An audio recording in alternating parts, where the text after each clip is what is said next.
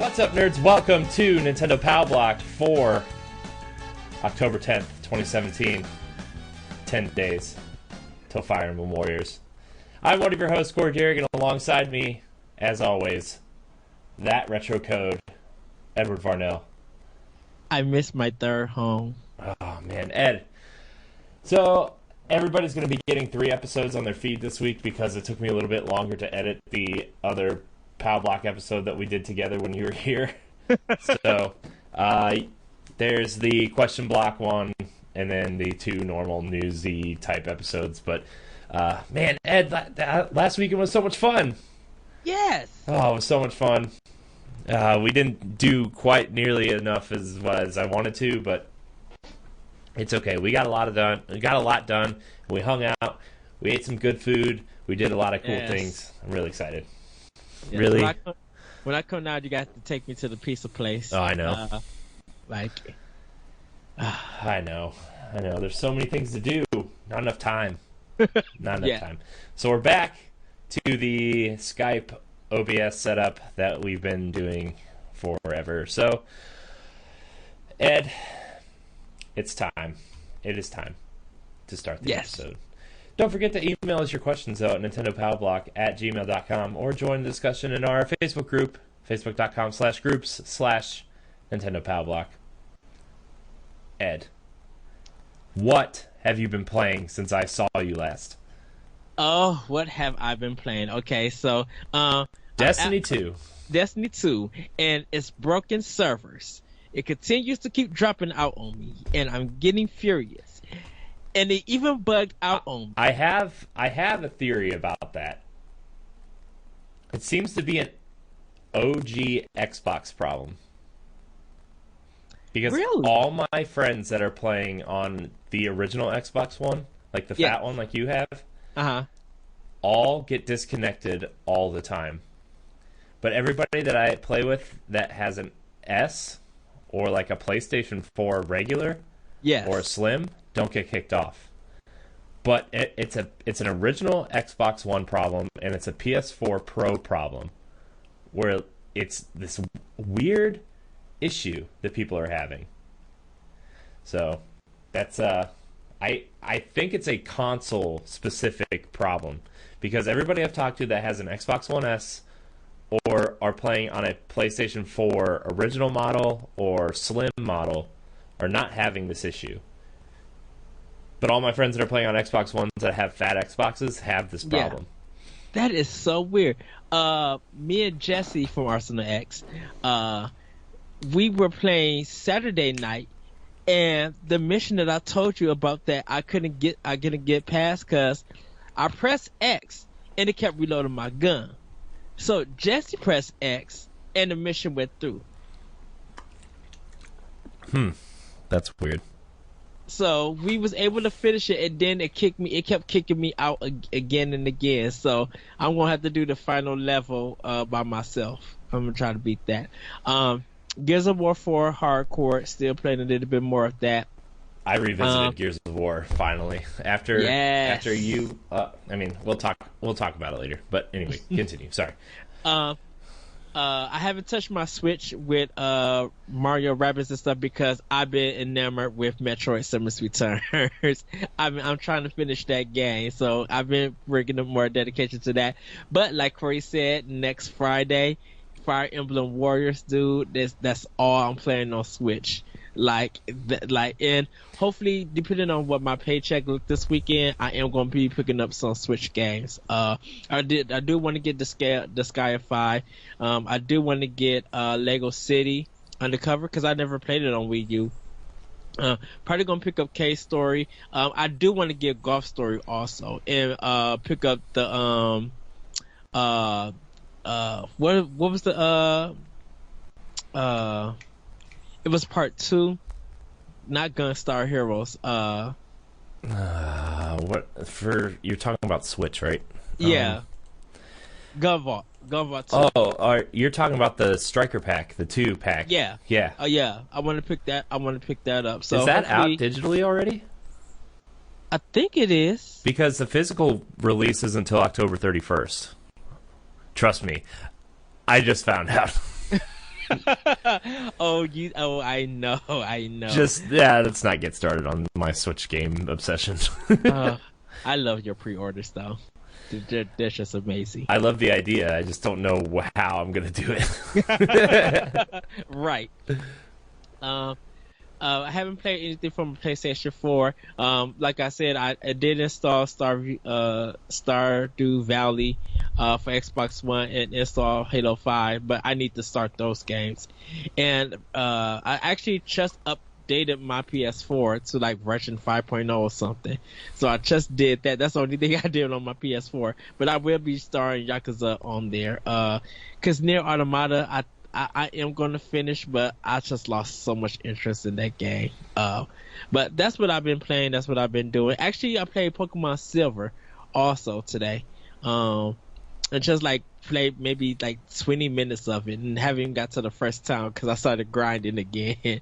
But enjoying that and a little bit of SteamWorld Dig for the 3DS that I started playing. I really need a new 2DS. It's time for me to upgrade. Like, seriously, dude. Yeah. Are you going to get the orange and white one or the black and blue one? I might wait till the Pokemon one comes out. Oh, right. I forgot that one was coming out. Yeah. GameStop's taking pre-orders on that one. I was quite surprised. I mean, not that I would encourage pre-ordering a console, but like, it is that limited one. Although, those Metroid ones seem to be everywhere, dude. Like, nobody's buying up the Metroid ones. My GameStop still has them. Amazon still has them. Like, nobody's buying the Metroid one, which is really surprising, considering that, like, there's so many, like, not that Metroid's fan base is as big as Zelda or Mario's, but the people who love Metroid. Right. You know, and like to see that those are still available somehow, like it's just kind of like, whoa, that's weird. But it's also like everybody's probably upgrading. Like if they need a new 3DS, they're probably getting the 2DS because it's $150 or what, $50 cheaper? 150 bucks. $50 cheaper. And those who have already upgraded probably just don't want to get another one. So like, I don't know. It's weird. It's like in this weird position, but I'm still surprised that those are available. Yeah, mine's is definitely beat. So I think I'm gonna wait for the Pokemon one. If not, then I'll get the black and blue one because we haven't got the orange sherbet. I like to call them. We haven't got those one or the Korean popsicles. Yeah, somebody on Facebook today had one and like they had just bought it. And I was like, oh, that white actually looks really nice. It reminds me of when I got my DS Lite. Yeah, it's like, memories. But anyways, DS Lite is probably the best DS system I think I ever owned.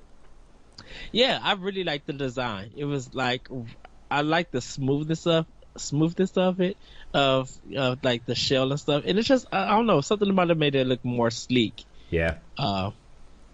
Yeah, I just, man, I remember I didn't get the original DS because I was like, I don't know, I forget what I was doing at the time. Oh, I had just gotten the Game Boy Advance SP like 6 months before the DS came out. I'm like, I'm still playing my Game Boy Advance, man. I don't need this yet.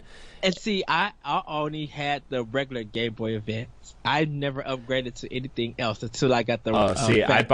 I have the sideways Game Boy Advance, the original one, and I have the SP because of Final Fantasy Crystal Chronicles. You had to have the Game Boy Advances to play with your friends and stuff. So like me and my friends would all play that, and I had two of them specifically for that. Nice. And I think I bought another one just for like Pokemon trading. Because like the Game Boy Advances, you could play like the Pokemon, like the Pokemon, the original ones and stuff. Yeah. And I think I was playing through Gold and Silver at the time, and I was busy trading back and forth with that, and like the link cable worked with it. So yeah, that was pretty exciting. But is that all you've been playing though? That's all I've been playing. Yeah. I played Going Home. I beat that. Listen to Arsenal X. I'm just gonna say that. Okay. Other than that, I am going to be starting Stardew Valley tonight. And I played the Division Friday. Oh yeah, I saw that. You posted it on Facebook or Twitter or something that you were playing the Division. Twitter. I think I did both. Yeah, I was supposed to be. My friend was supposed to play with me, but he never showed up. So I just did like the first mission and just putz around. Yeah, but I'll probably replay that. This one I'm doing that as a female. And I'm probably gonna try to do it with different guns than the ones that I normally get. So nice. Yeah, I've been meaning to revisit Division for a while. Man, that game really rubbed me the wrong way when all my stuff got deleted after that Ubisoft like that second patch that deleted like I don't know, something ridiculous like 30% of the player base. I think that was a mess, dude. Yeah, and it was something ridiculous. Like it was 30% across all platforms or something.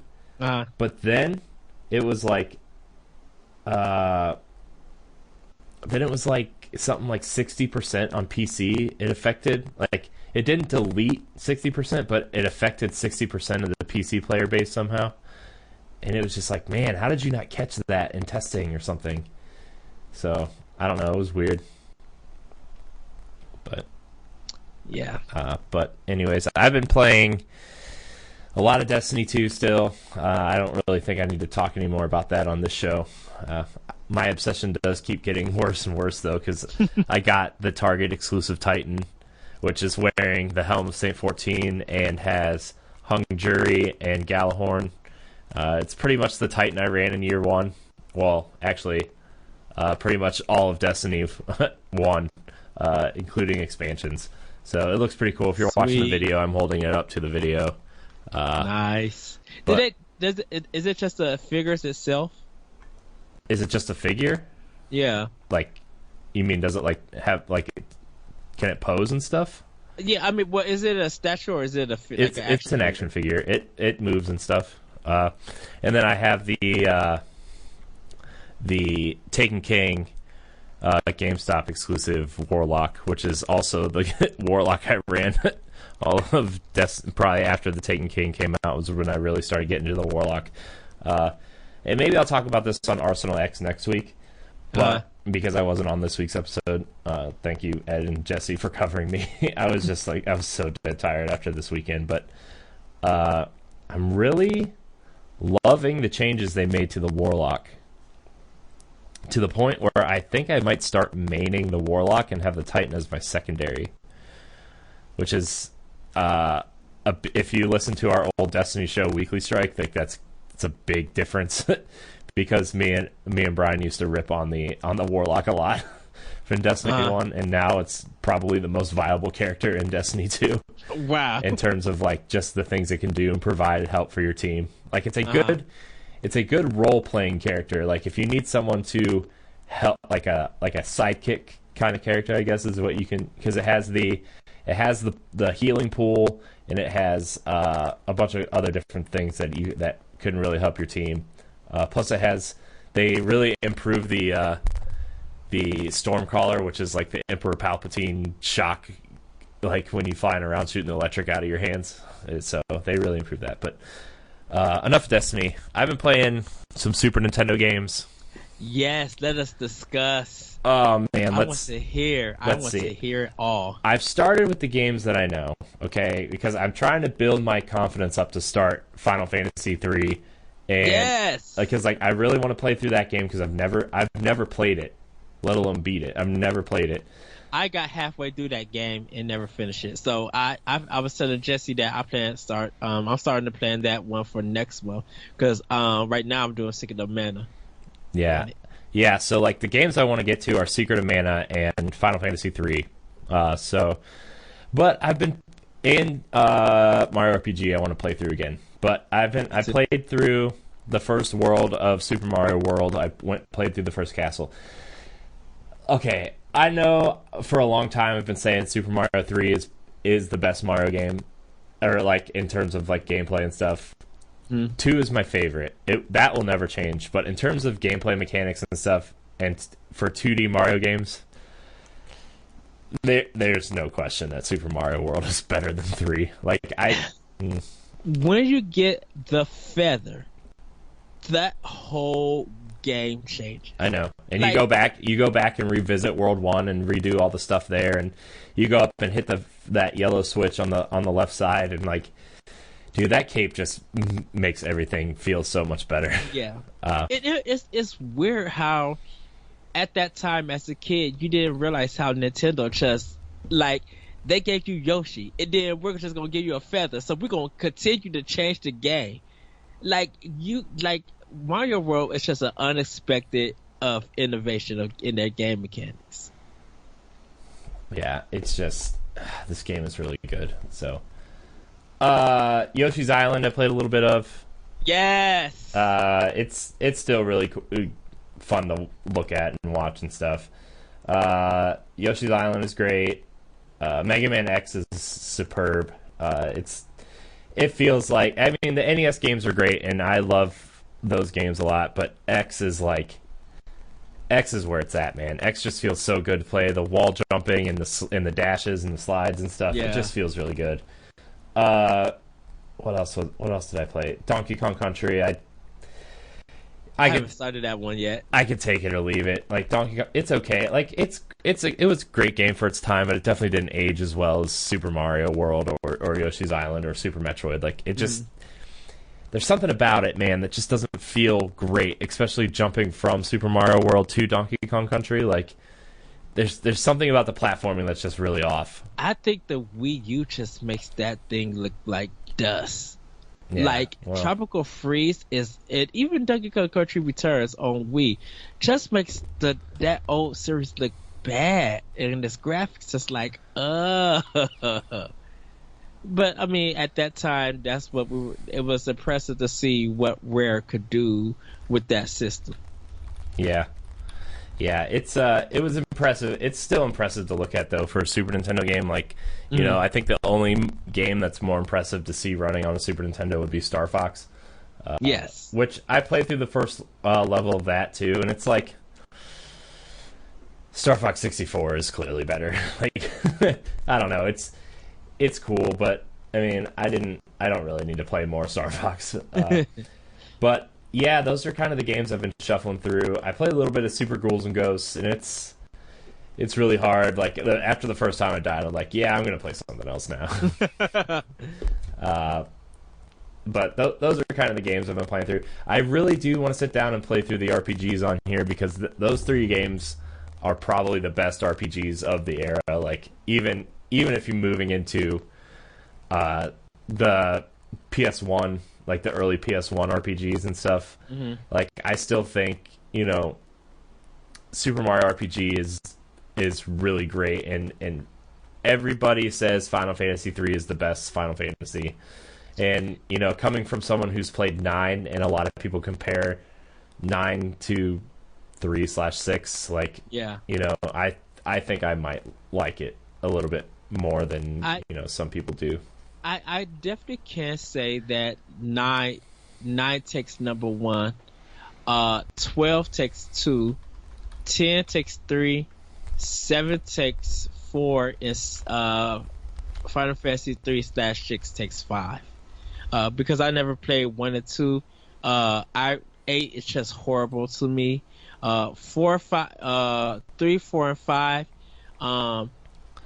I have I think 3 and 4 I have on the DS. So those the remake was. So those are fine. And then 5 I have on the PlayStation 1 because it came with that Chrono Trigger. But I kind of want to revisit 5 because they said that one is really good too.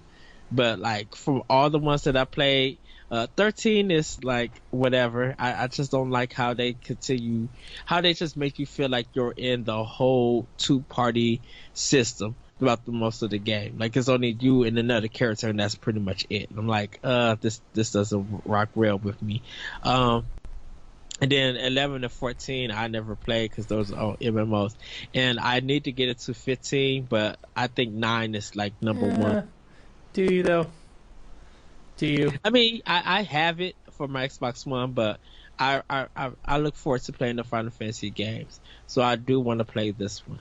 I want to give this one 15 a try. I thought 15 was okay. Like it's definitely not my favorite, it's weird. Like, I don't know. And maybe I should have just waited until a lot of the issues were fixed or whatever. Like, I don't know. But it's just, I don't know. It wasn't my favorite. It was cool. Like, it was a cool open world kind of, and the battle system is really cool.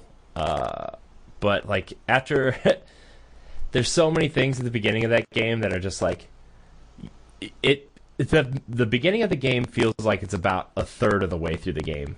And you should know what's going on and who these characters are, which I guess is like where the movie comes in. Like, you're supposed to watch the movie before you play the game or whatever. But that's like, that's that dumb. That movie is a disaster. I'm like, that's dumb. I don't want to have to watch a movie. I don't want to have to pay you $25 to watch your movie, like on Blu-ray or whatever. Right. And then play the game to know what's going on. Like, people should not have to do homework to start a game. Like, that's you know what I mean? Like, people shouldn't have to do homework to start a game. You should be able to jump into a game and, like, maybe not automatically understand what's going on, but at least be like, okay, I think that this game might be heading in this direction. Here's the introduction to these characters or whatever. Nah, that game definitely starts in like the second third of whatever story they're trying to tell, and it's like, yeah. And then like the story is kind of confusing. It's just like, what is this all about? Well, like, the story isn't really that confusing once you kind of like get around the idea of what's happening at the beginning. But then like towards the end of the game, there's like like a 10 or 12 year span where it's like they just skip. And like, right. And that's what this like new multiplayer patch, I guess, is supposed to tell. You're supposed to be this group of people going out to search for Noctis, and this is the time between like it takes place during the time that the game skips, and so like, I don't know, it's strange, but I didn't play any of the DLC, and I don't really care to go back to it because I wasn't that interested in what was happening. I was playing the game because it was fun to play, you know, and like the party members are cool, and I mean, there's some gut-wrenching moments in that story, and Final Fantasy's always been good at that, like giving you like characters to kind of care about, and like when something happens to the characters, you're like, oh no, you know, like, I can't believe that happened or whatever, you know. And there's some pretty interesting things that happen to the characters later in the story, which was really interesting, but I don't really care to go back to that game and the DLC. But besides the Super Nintendo games, I've been trudging through Mario plus Rabbids. I want to try to finish it before Fire Emblem comes out next week, because I will not put that game down until Xenoblade comes out. Pretty much. You know, and I know Mario comes out in a week, or like in 2 weeks or whatever, but I'm saving Mario for after I'm done with Xenoblade. I like. Really? Yeah, I just like. I mean, I'll play it just so we can talk about it, but it's not a game like I'm really itching to finish.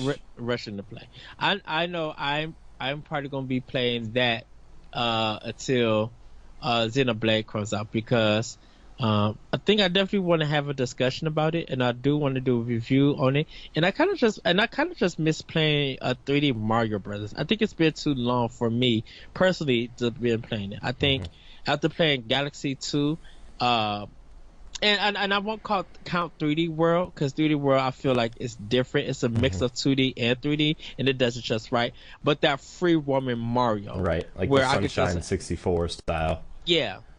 Yeah. I kind of want to like visit that world again and that mechanics, and just play it again and have fun. Yeah. I'm not. I realize that I don't know. There's just something about Mario games that I'm just like, I want to be excited. Like, I think the game looks fantastic. Don't get me wrong. Yes. I'm just not a huge like platforming guy. Like, I'll play it when I get around to it. Like, I didn't play 3D World until like 6 months after it came out. Like, I just wasn't into it. You know, I was playing Wind Waker and probably Destiny, and you know, there's just a lot of other games that I was playing at the time, and it was just like, well, I always put Mario games off until I don't have something to play, and then I'll really get into Mario. You know, like that's my my game where when games aren't coming out all the time, like I'll sit back and play that. That's I don't know. Maybe it'll change because of the situation with the Switch and stuff. Like how it's portable, but at the same time, I'm like, Xenoblade 2 is going to be out. The DLC for Destiny is going to be out by then. Zelda DLC is going to be out by then. Horizon's DLC is going to be out by then. I'm just going to have a lot to play in November, and Battlefront 2 is going to be out, and I definitely want to try that out. Like, I have the beta downloading right now because I want to play it like later. I think it's been extended till Wednesday. Oh, it did? Okay. Yeah, so like I want to play that, and so because I downloaded it for both systems and wasn't able to give it a try, and I kind of missed out on it. So I do want to give that one a try. Yeah. So I mean, I'll get around to Odyssey, and if there's that much buzz around it, and if people are really loving it, like I'll play it to the point where we can talk about it and actually have discussions about the mechanics and how good the game is. But that's just not a game like I'm really itching to play at the moment. I'm really, really excited for Xenoblade. That's the one game I'm super excited for. So, but other than that, a little bit of FIFA. We're still really enjoying that. I wish it sold more on Switch. We'll get into that story in a minute. I think that's about it. I think that's about it. I think that's about all I've been playing. It's been a busy weekend. So yeah, it's been a real busy week actually, and I haven't really done a podcast since like NGR Radio this week. I heard Saturday. Yeah, like Saturday was like, oh crap, we need to record NGR, and like we were throwing together like it didn't feel like a thrown together show, but we had to get Jason, and like it was less than an hour, which I think is our shortest NGR Radio ever. Yeah. So yeah, we did that, and I was like, man, last week I didn't record anything after you left. Like I hadn't recorded any shows, and so last week was super busy in terms of things I was doing outside of this. Well, we did a lot of shows that week, so taking a break was like kind of needed for us. Yeah, I know. Yeah. I mean, we put a lot of work into those things, and like it was fun. Like it was awesome, and I'm in the middle of editing the my personal thing that you and I did. Like I'm excited for that. Trying to line up more guests to talk about stuff on that show, so it'll be interesting to see how that goes. But just trying to get stuff done and hanging out with the wife, and we've been watching our shows and doing stuff. So it was a good break. So yeah, but yeah. I hope you guys take a listen to those shows, or at least watch them on YouTube, because we put a lot of work into that. We did a lot of things to make those episodes worth watching. I mean, yes. I mean, it's fun to watch us on YouTube now, but like those episodes, we put a lot of work into like putting gameplay with the games we were talking about, and like cut shots to where Ed was talking, he would be zoomed in on him. If I was talking, he'd be zoomed in on me. Then we'd have the wide shot, and just we did a lot of cool stuff with those episodes. That first episode in particular. So I'd appreciate it. Well, I mean, we both appreciate it if you go and watch that, check that episode out. Yes. But anyways, let's get back to this episode. We have some news bits to talk about, Ed. Oh, please let me know what is going on in the world of Nintendo. Yeah, so the UK charts, FIFA 18 sold just 1% of the games just 1% of the total games copies sold on Switch, which makes me really upset. 1% in the UK. It said numbers are coming in and sold better around the world on Switch, but in the UK, the majority were sold on PS4 and PC, followed by Xbox One. Which is suspected. Yeah. That's suspected. Yeah, and then 1% on Switch, and then 1% on PS3 and Xbox 360. The 1% only accounts for physical copies of the game. This eShop's numbers might be different, but we haven't gotten any solid numbers for that yet. So around the world, it's selling better though, closer to double digits on Switch, which is better. So yeah, and I think once the holidays roll in and more Switches become available, I think FIFA 18 is definitely gonna pick up, because a lot of kids, small kids, do play FIFA, and if they could get it on Switch, then they'll be good to go. Because I think more adults are gonna play it, the online portion, and definitely will sell better on one, because FIFA normally sells better on one than PS4. But with Europe, I expect it, because Europe is a big place for Sony. It's a big business for Sony. Yeah. So I'm sad though, because like the Switch version, we couldn't say enough good things about it. Yes, it looks so beautiful, man. And it runs smooth. Yeah, it looks so good, and I've been playing it. Like, that's really the only Switch game I've really sunk a ton of time into the past week was FIFA. Like, it just feels so good to play, man. It's like, honestly, I know a lot of people are using their Switch as a portable device. If you want a portable sports game, like, that is the way to go, man. FIFA feels so good in handheld mode. So yeah, it's great. Ed, there's a new competitive third-person shooter coming to Switch. Wait, what? What is it? It's called Crazy Justice. It's a game by Black Riddle Studios. Announced that they are bringing the action game Crazy Justice to Switch early 2018. The third-person shooter is set in a steampunk sci-fi world, and I watched the trailer. It looks like if like Agents of Mayhem and Borderlands art styles kind of mixed together, and it was like a third-person competitive shooter. It's also coming out on all other platforms, including Xbox One and PS4 and PC. The game will support cross-platform play with Xbox One and PC. Yes, nice. You can use motion controls. It will have split-screen multiplayer. It doesn't say if it has any sort of campaign or anything yet, but I think the game is going to be it's going to be $19.99 on Xbox One, PC, and PS4, and $29.99 on Switch. So, actually, you know what it kind of looks like? Actually, it looks like Fortnite. If you ever saw the Fortnite art style. Yes. So, it looks really cool. I watched the trailer. A lot of cool different heroes with different abilities. They're not really calling it a hero shooter, but there are different characters with different abilities, but the gunplay is still the same. So it looks really cool. I definitely recommend you guys check it out. It looks pretty cool. Yeah, I'm gonna check the trailer after the show because it sounds cool. Yeah. So speaking of games coming to Switch, Stardew Valley debuts in its first week at the #1 spot on Switch eShop. Yes. And so far, a lot of people are digging it. Oh, once it came out for Switch, like, people were begging for it, like, why is it not on my Switch? Why is it not on the eShop?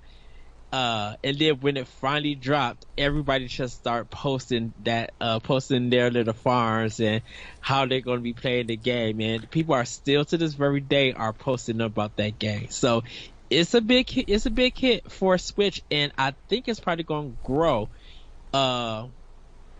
with the consumer base being on Switch. I think that game is really going to make some money on Switch. Yeah,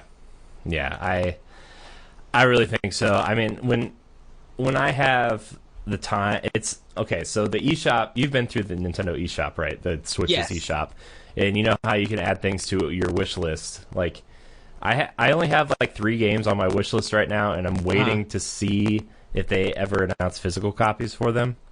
But Stardew Valley's on my list. Overcooked and Axiom Verge are the games that are, and Thumper are on my Switch eShop wish list, and like Stardew Valley is one of those games that I feel like just should be downloaded, because it's one of those games that, you know, you can jump in for 15 minutes and do something, or you know, I'm waiting because you know that Fire Emblem Warriors Collector's Edition comes out on the 20th. Yes. really like to see that. So, yeah, I can't wait to play it because I've been waiting for the Switch version. Like, it piqued my interest when it was only on PC, and then when they announced the Xbox One and PS4 versions, they also announced it would be coming to Switch at a later date. And I was like, okay, so I'm going to wait for that version. So, like, now is the time. It just sucks that there's so many great games coming out, and there's not enough money to throw around because of life responsibilities and Destiny figures. But seriously, like, I mean, once I, probably around my birthday or Christmas when, people start getting gift cards or other things, like, I'll probably get it around mid-November, December-ish, maybe early January. But this is definitely a game I'm going to play and try out and definitely look forward to. So and that's why I said I'm definitely going to be double dipping. I got it for Xbox One because I wanted to try it out, like kind of learn it, and then with Switch I kind of want to fully just play the whole game more on Switch, because then I'll have an understanding of what I need to do. Right. Yeah, it's definitely a game that I really want to dive into. So, let's see here. The new Splatfest for Splatoon. A lot of Splatoon news this week, actually. The Splatfest has been announced for America. I'm very sad because it's not the toilet paper thing we were talking about. The new Splatfest is vampires versus werewolves here in North America. So that's cool. I think it's next weekend. Or this coming weekend, I guess. It's Monday, isn't it? Dang it. Man, time flies so fast. I can't keep up. I can't keep up, everybody. I'm so sorry. Which reminds me, I wonder if Burger King is going to do the black burgers again. Yeah, I mean, they probably will. So yeah, what team are you on, Ed? Vampire or werewolves? Vampire. Yeah, vampires, man. Nobody cares about werewolves. They're crazy. Exactly. Vampires are sexy. Yeah. Yeah. I'm just kidding. But anyways, Splatoon is also getting a new weapon and a new map this week. So, just in time for a Splatfest, so that's cool. The weapon is, what is this weapon? I read it. Hold on, I need to get back. It's called the Bamboozler 14MK. If it sounds familiar, it's because it was in the first game. The Bamboozler is a charger main weapon, and comes with a curling bomb and tenta missiles as secondary weapons. So it seems like a charge shot bazooka type thing. Oh, okay. So I never got that far. I never used anything but the paint roller in Splatoon 1 because the paint roller is king. So. Let's see here. ARMS is getting the comic book treatment. I can't wait. I'm definitely going to pick this one up. Looks like they're finally taking a page out of Blizzard's book like we suggested when this game came out. Actually expanding the story on the characters and kind of giving them stories and stuff. Dark Horse and Nintendo have partnered on all sorts of comics and written properties before based on Nintendo IP. Now they're at it again, this time with the game ARMS. Dark Horse is working on a comic book based on the Switch fighting game. They didn't reveal any details of what to expect from the book, except for the first issue will be released early next year. They did tease a cool cover art, though, so the cover art looks really cool. It's got Ribbon Girl and Springman and Master Mummy on the front. Nice. So they're working closely with Nintendo's art team to have accurate portrayals of the characters, so that's cool. That is really cool. Yeah, I kind of miss the Nintendo Power comics back in the day, where they had a Metroid one, they had a Mario World one. Kind of miss that, so that's why I'm looking forward to this ARMS one. Mm-hmm. I used to get the Sonic comics all the time. Yes. Oh boy, those were cool, I guess. But yeah, it's yeah. All right, Ed. Remember the game Fear Effect? I think we talked about the remake on this show earlier. Yes. A couple months ago. The Fear Effect Sedna, which is witness the birth of the assassins. Whoops, sorry guys. I accidentally clicked on a video and it started playing, and now it probably caught on the audio. No, it's okay. Fear Effect Sedna release window and Switch version have been announced, coming early 2018. The crowdfunded sequel has hit its goal to release a Switch version in early 2018. Yes. It is not going to be a third-person shooter, though. It's going to be a kind of tactical RPG similar to Fire Emblem and Disgaea, is what it's being compared to. Oh. So that's cool, I suppose. The developer Sushi also has a second team working on the upcoming Fear Effect remake funded by Square Enix, and the title is called Fear Effect Reinvented, which we talked about earlier this year. Is also making its way to Switch. The art style looks cool, though. It's still that cell shaded kind of look. Yeah, but it looks better. It looks really clean. It looks really good. There's a trailer on IGN for it. It looks really good. I have to check it out. So I didn't get a chance to play Fear Effect. I remember reading about Part 2 in Game Informer, but I've never got to try that game, and I really do want to try it. Yeah. So I'm looking forward to this remake. Yeah, I played the second game a lot, which is funny because I never really owned a PS1. It was one of the PS1 games I got when I got my PS2. Uh-huh. And I played it a lot, actually, and it was... At the time, I remember it being pretty good, kind of comparable to, like, Tomb Raider, but I loved Tomb Raider, but going back to those games, they're pretty bad. So I really hope they, like, fix the controls for this game. Because the controls they're a mix between Tomb Raider's controls and Resident Evil's controls. Oh, so tank controls, basically. Basically, but they're not quite as precise as Resident Evil's. Oh, God. So just... Yikes. Yeah, I feel like they're going to do what they did in the Resident Evil Remake HD for PS4, where they finally allow you to play with normal controls and not the tank controls, which actually made those games a lot more playable. Exactly. So, man, those Resident Evil HD is so good. I love that game so much. I would love to see the HD version come to Switch at some point. Please do, Capcom. Get on it. Man.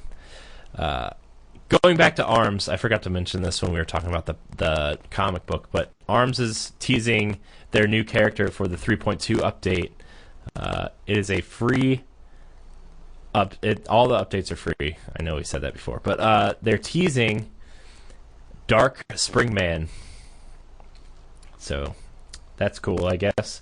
The image is him. He has like this red mask on instead of his... and red hair and dark red eyes and black, and so, like, you know, pretty much what you'd expect from a dark version of a character. Right. So evil. Yeah, evil. Super evil. Ed, do you like tactical RPGs? Of course I do. How would you like another tactical RPG for the Nintendo Switch? Yes. Unsung Story, originally kickstarted for PS4, Xbox One, and PC, has announced they have received additional funding for a Switch version. Yes. Nice. Yeah, the game was originally intended to be a mobile title, but Playdeck has changed the focus to develop the game as a full-on console and PC title. Little Orbit is now focused on the consoles. It's saying that the change is partly because of his fond memories of replaying Final Fantasy Tactics on PS1 from his couch. He wants the game to have that emotional draw for people who are fans of Final Fantasy Tactics.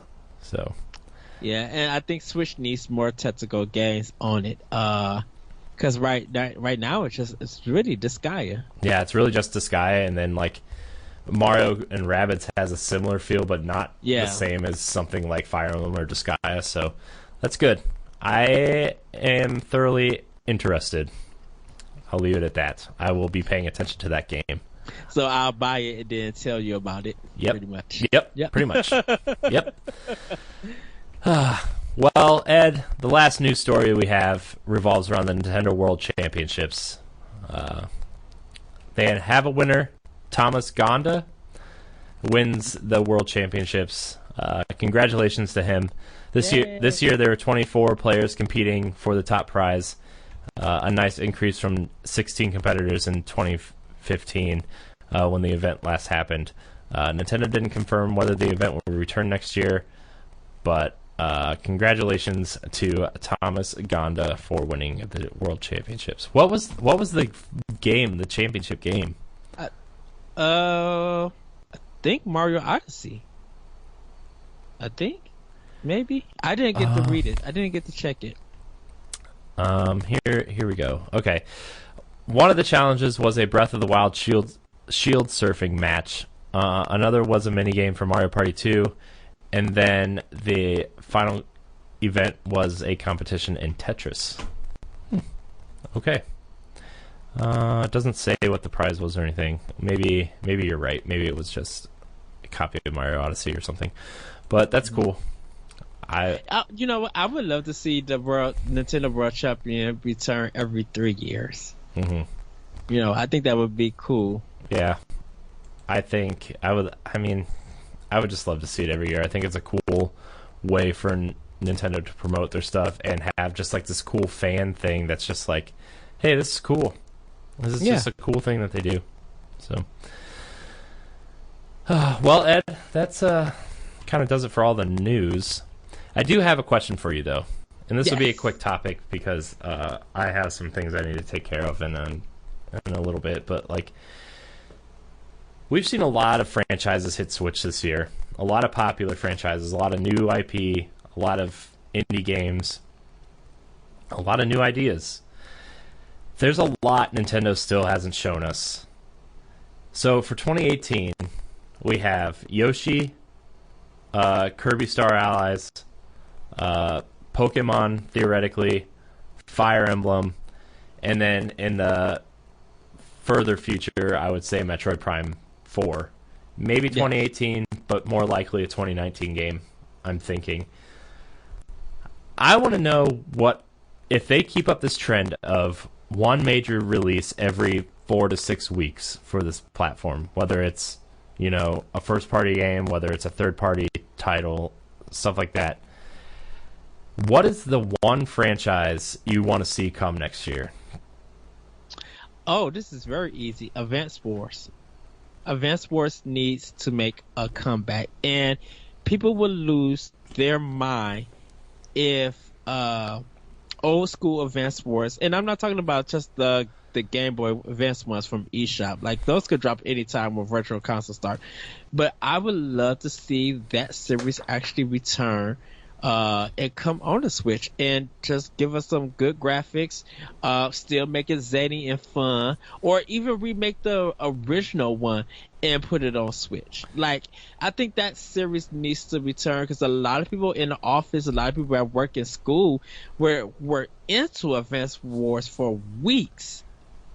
And a game that it was one of those games that you wouldn't expect people to play or be good at, but people started getting good. They started learning everything about it. And so Advance Wars, I think, needs to come back and recapture everybody's heart who miss it. Yeah, there's a lot of cool things you could do with Advance Wars also. Like, you know, also, if you're planning on, like, releasing Fire Emblem maybe every 2 years now, like, if you're trying to get that style of game out every 2 or 3 years, like, do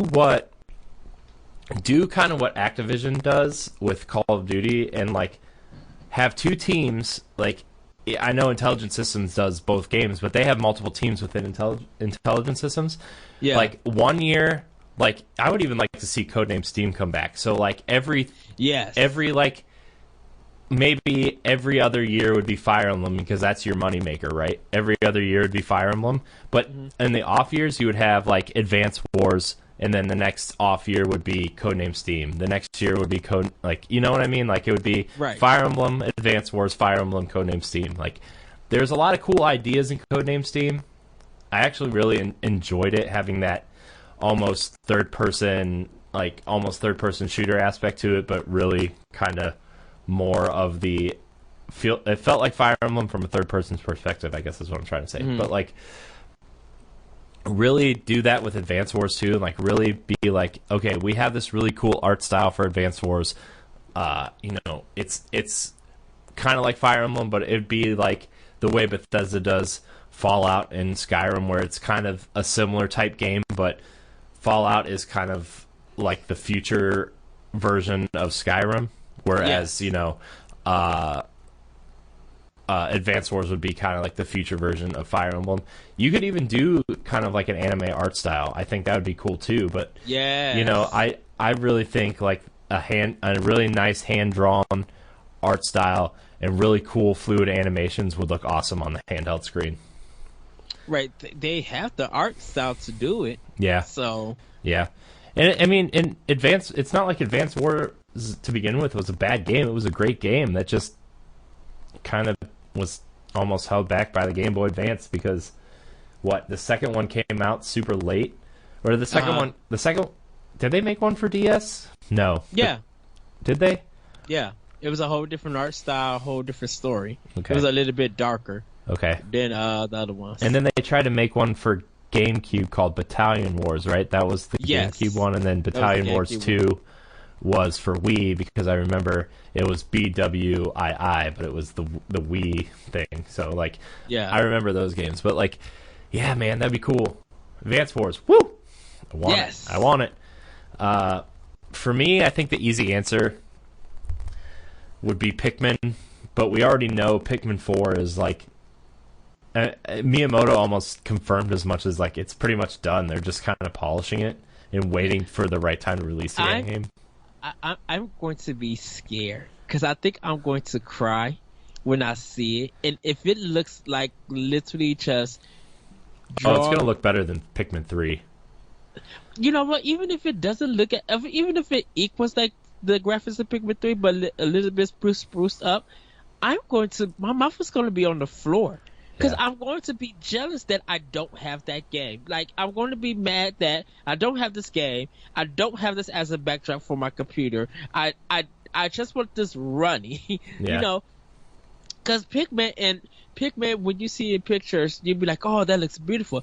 You see that thing in motion, you just be like, what did y'all do? Yeah. How did you approve this kind of look for this game? There's just something graphical and with this art style in Pikmin that I'm just like, I really don't want to play you. I just want to look at you. I love Pikmin so much. I want them to go back.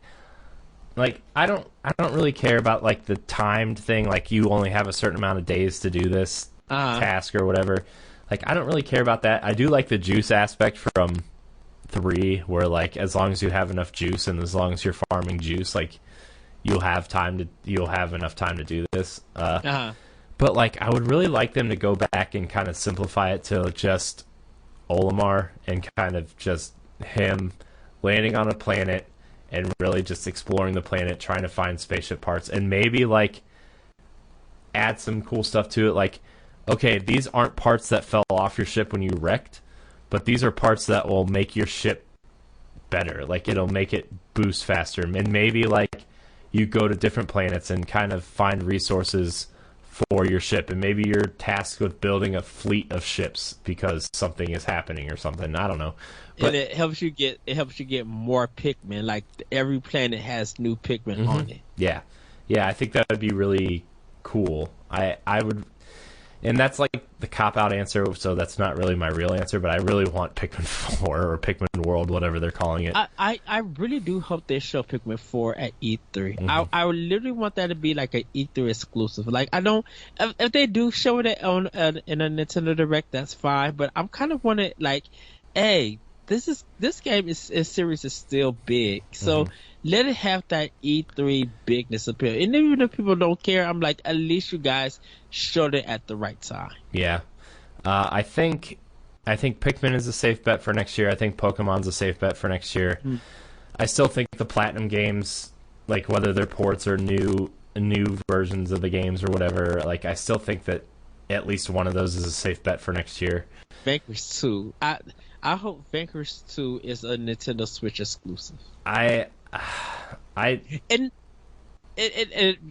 Because before you answer, a lot of people have said that Bayonetta now feels at home with the Switch. Mm-hmm. I mean, at home with Nintendo. Yeah. A lot of people are just like, this doesn't belong on no other console. Well, there's no reason. Like, there's literally no reason for it to appear on any other console now. Like, I mean, okay, I get it. Like, if you want to re-release Bayonetta 1, that's fine. On Xbox One and PS4, that's fine. But, like, Bayonetta 2, the publishing rights are held by Nintendo.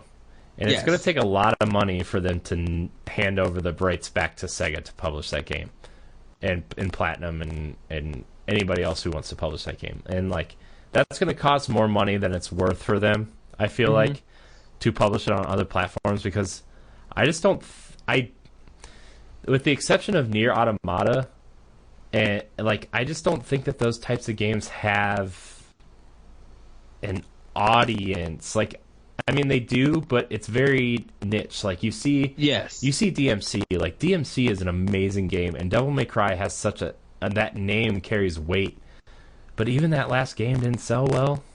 Like, I mean, the last game were because of fanboys having an attitude. So that was the only controversy of the game. Like, people who were real Devil May Cry fans would have went out and brought the game, and really was just like, oh, Ninja Theory did a fantastic job. Like, people were talking about it. It was just those who felt that because they changed the art style, or it's this being a reboot and stuff like that. Like, certain people cried out and did a foul move. And because of what their foulness is, that's what affected that game. But then people I think once people started playing, like, the port version, you mean the one for PS4 and Xbox One? Yeah. Yeah. Like, I think once people started playing that one, a lot of them started realizing and saying that I did something really unfair to this game. Mm-hmm. And people were just like, there are some people who still hold that attitude, but I think the people who let that go and actually gave the game a try were really surprised on how good that game is. Mm-hmm. And, like, I understand a lot of people would like Devil May Cry 5, like, proper, like, the original series Devil May Cry 5. I really want a sequel to DMC. Like, I have no affinity for Devil May Cry 1, 2, or 3. Like, I understand they're good games, and I only played them a little bit, but I loved DMC. Like, whatever the equivalent of the Platinum is on Xbox 360, I did, and I almost did it again on Xbox One. Like, I love that game. I love the characters. I love Cat. I love the story they're telling with Virgil. Like, and like, I knew the story of Devil May Cry, so I knew what was happening with Virgil. I'm not going to spoil it just in case anybody's never played those games, which you should definitely buy the Xbox One version of DMC. But I thought that whole story arc for him was interesting, about how you think he well, I'm not going to spoil it, but it was really good, and I want to see that play out. I would really love to see that play out. And I think the thing with DMC is that gameplay was... I was talking about this actually on Arsenal X, that when I played DMC on PS3, I had to configure some of the buttons and stuff. Oh yeah, I switched all the buttons around. I switched them all around. When I played it on one, it fit. Like, it felt good playing it on one with the Xbox One controller. And, I was just like, goodness, I think they should have saved this game for this system. I think it should have been an Xbox One exclusive for some reason. Yeah, I think, like, it's weird because, like, that game came out... It came out, right before or right after the Tomb Raider reboot? I think it was like immediately after. Maybe Tomb Raider came out in February, and then this game came out in March-ish. Yeah. I don't know. That's probably totally wrong. I could look it up, but I'm not going to, so deal with it. But, like, it came out in that weird time where Xbox One and PS4 was getting ready to be announced, and, like, people were kind of hesitant on buying games because they're saving money for their new console, which is why, games like Splinter Cell didn't sell well, or, South Park sold well, but not as well as they wanted it to, because they were trying to see if these games would be ported to the new systems. And some of them were, and some of them weren't. And, I'm glad that DMC got a second life. I don't know how well it sold, but I hope it sold well, because I would love to see a sequel to that. But back to Bayonetta. I just feel like the way it was produced on Wii U, and the way, I think a lot of people view Bayonetta, and how she was, even her amiibo and her in Smash Brothers now, like, I feel like a lot of people see Bayonetta as a Nintendo franchise now. And so, I would love to see 1 and 2 come to Switch, and, come with a teaser for 3. Like, what if that's how they announce 3? As if, like, they're like, hey, we're porting Bayonetta 1 and 2 to Switch. It's a 2-pack, and you buy it, and then you beat both of them. And if you beat both campaigns, like, it'll just end with a trailer of 3, like, for Bayonetta 3, and that's how they announced it. Oh, that'd be cool.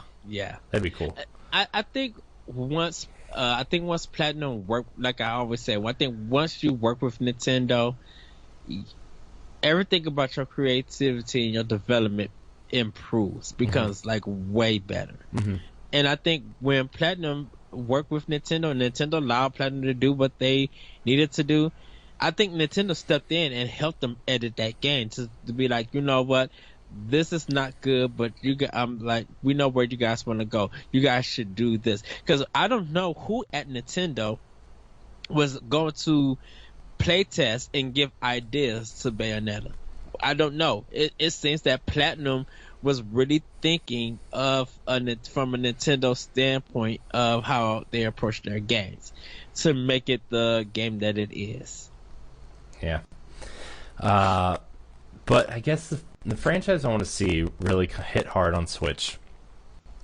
And I don't want them outsourcing it. I want them to do it in-house. I want them to really pay attention to the faults of the previous games and what made the previous games work. Mm-hmm. I want to see Star Fox. I want to see a good, decent Star Fox game on the Switch. And they can port Zero to Switch. That's fine. Like, I would like to see that too. But, like, I want a new Star Fox game. Maybe do something interesting. Like, remember the puppets from E3 a few years ago? Like, yeah, I think that'd be cool if they did that kind of weird, like, puppeteer art style with it. Or, I want them to do something really cool with it, and not really experiment with the formula, but really kind of build on what they have there. Because, like, the on-rail stuff works. The branching path stuff works. Yes. And, the arena fights work for the most part. I think there's some things they could do to explore with it. What I would like them to do, maybe after a good, proper Star Fox game, and I think we talked about this before, but I would like to see Star Fox Adventures 2 on Switch. Like, just not necessarily like that, but like a mix between Star Fox Assault and Star Fox Adventures, where, like, you do you do these on rails battles to get to the planet or on the planet, and then maybe you get out of your aircraft after you fight a boss to explore a temple or something to find upgrades for your ship, and then you go back to do more Star Foxy stuff. I think if they do that, Monolith will have to help. Not saying, and I'm not trying to bring up Breath of the Wild or anything, but I think Monolith will help them be able to create a better world than what they did with Star Fox Adventure, because as good as Star Fox Adventure was, there was a lot of problems from my perspective that I have with the game. Who did Star Fox Adventures? Rare? Rare did Star Fox Adventures, right? Yeah. And that's why I feel like that some of the problems that Rare just had with developing games at that time, you seen it in Star Fox Adventure. So, but I think Monolith would be good to help Nintendo out, and to flesh it out a little bit better with this gameplay. Yeah. But like I would really just like to see a really good, solid Star Fox game with a good, solid campaign, and maybe some cool multiplayer stuff like dogfighting, whatever. Yeah. You know, there's so many characters you could pick from now, from the Star Fox crew, and then the addition of Crystal to, you know, whatever these characters are in Star Fox 2, Star Wolf. Like, there's a lot of characters you could do, and like, I don't know. I think it would be cool. There's a bunch of different game modes you could probably do with that too. I just think it would be. I think if Nintendo really buckled down, they can make Star Fox popular again. You know, I don't want to say Star Fox Zero was a bad game, because I don't think it was a bad game. I think there's a good game in there. I just feel like the motion control stuff really threw a lot of people for a loop, and not shooting where you're flying your plane was such a huge adjustment for people that some people weren't willing to sit there and learn it, and that's why it didn't do well. But there's a good Star Fox game in there, you know. Yes. I would like them to, I don't know, build on something, you know. So I don't know. That was just a quick topic I thought we could discuss before we get out of here. But man, Ed, I missed podcasting last week. I missed it. But you needed the break. I did. We did a lot of work, and we did a lot of work before last week, and we needed a rest. I know. And I was talking to my wife earlier. I was like, I feel like I just need a big long break from a lot of things. And she was like, "Yeah, you probably do." I'm like, "Oh, gotta go do a show." Bye. So, but anyways, Ed, this was fun. Yeah. I can't wait to do this again on Thursday. Yes. And in the group chat. Because you know that's exactly where I'm going from here. So yeah. Ed, where can we find you? You guys can find me on Twitter at ThatRetroCode, and check out the new season next week of Optional Opinion. I will be starting that real soon, you guys. And you can, like I said, you can find that on SoundCloud and other podcast apps. You guys know where to find it. Yeah. The moment we'll be making a return. I am getting back to writing that, and I will be writing some Optional Opinion blogs, and be doing some game reviews. Hopefully, I can get some stuff up like real soon. Because I like Golf Story, I do want to play. And definitely when Fire Emblem Warriors come out, I kind of want to do a discussion about that. Hopefully, Corey, are you going to do an unboxing, or are we going to do a separate show for that? Thoughts on it? Or you want to wait for Monday for it? Well, here's what we can do. I do want to do an unboxing, but I think maybe we should do it at the same time. Because you're getting it too, right? You said you're getting it too? Okay. Yes. I think we should do it at the same time. It'll have to be late Friday night, though, because I work. Oh, that's all fine. Day. So we'll do it that night. And then the following week, we'll do a Fire Emblem Warriors Reacts, and we'll just do like a half-hour session on talking about the game. Yes. And then maybe we can talk about a little bit on PAL Block proper. But we'll do initial thoughts. Like this is where we'll finally start getting into that rhythm of stuff that we talked about. Where like, okay, we're talking about games as they come out in very specific ways, you know, in that, you know, because my brain is not working. It hurts so bad. But yeah, that's kind of our plan. When these new Switch games start coming out, like Odyssey, we'll talk about. That'll be the game we talk about after that. Man, I can't believe that's 2 weeks away. There are a couple other Switch games coming out in between there that, you know, I'll talk about, but we'll just save that for PAL Block. Like Knights of Azure 2, which is a JRPG coming out. It looks really interesting. I want to play. Yeah, I want to play that one. There's remember that Atelier series that was for PS4 or PS3 and Vita for a long time? Yeah. The next entry is coming out on Switch, and so I want to talk about that too. I don't know when it's coming out. They said winter 2017. So maybe it comes out at the end of December. I'm not sure when it's coming, but that game I want to talk about, and then we'll talk about Mario and I mean, maybe we'll talk about Skyrim in November. I don't know. There's a ton of Switch games coming out, and I can't wait to talk about all of them.